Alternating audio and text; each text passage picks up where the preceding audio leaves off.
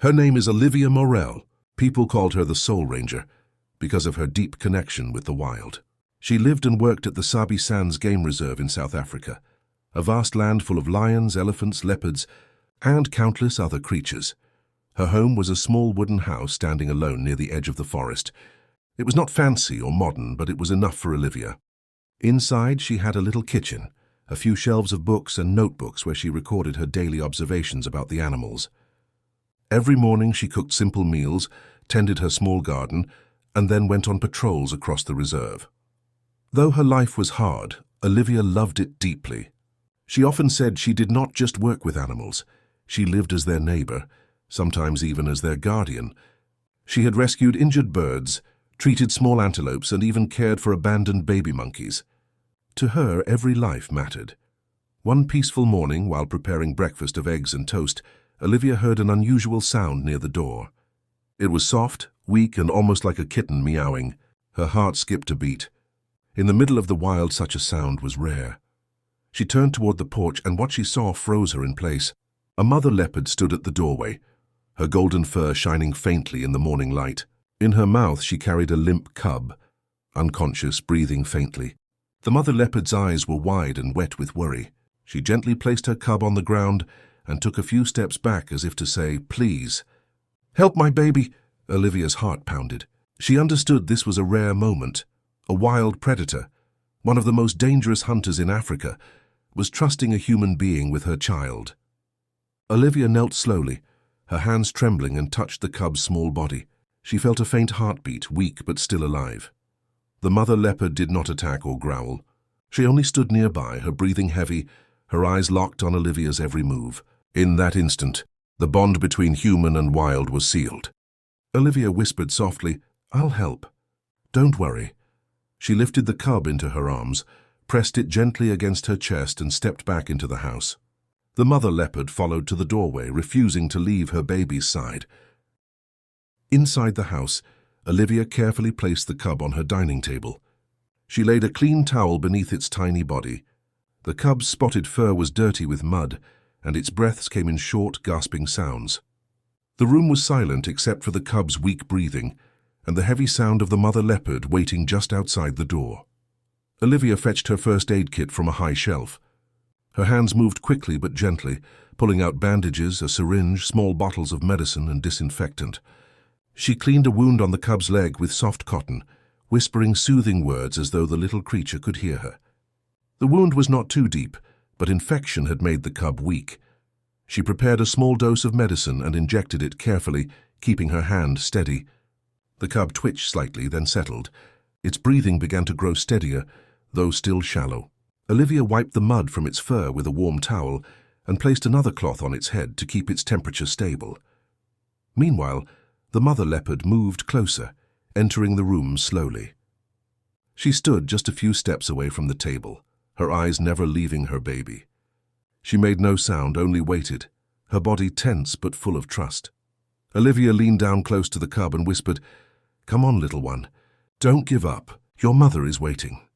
She mixed a small tonic and placed drops into the cub's mouth, then carefully prepared a tiny bottle with warm milk. She fed the cub slowly, drop by drop, through a soft syringe. Minutes passed like hours. The air was tense, heavy, as though the whole world was holding its breath. Then at last, a small sound broke the silence. The cub let out a faint sigh. Its tiny ears twitched. Olivia's face lit up with relief. The cub was alive. She smiled and whispered, "That's it. You're safe now." The mother leopard stepped forward, sniffed her baby, and licked its head lovingly. In that moment, inside a little wooden kitchen, 3 lives, a woman, a mother leopard, and her cub, were joined together in silent trust. Olivia opened the back door and guided the mother and cub into her garden. The sun was rising, casting a golden glow across the grass. She spread a thin blanket on the ground so the cub could rest. The baby leopard, though still weak, tried to stand. It took a few shaky steps before tumbling onto the grass. Olivia chuckled softly and stroked its back, while the mother watched closely.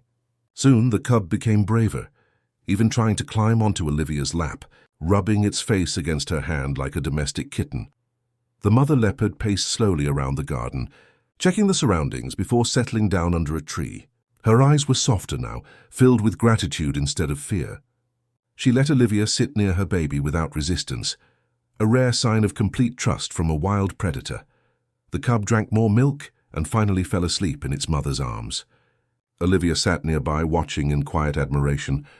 She took a few photos with her old camera, not to show the world, but to keep the moment safe in her heart. As the day passed, Olivia brought food, small pieces of meat, and some fruit. She placed them near the leopards, then sat quietly beside them. The mother ate slowly, while the cub licked its mother's legs before snuggling against her. Finally, when the meal was done, the mother leopard stood.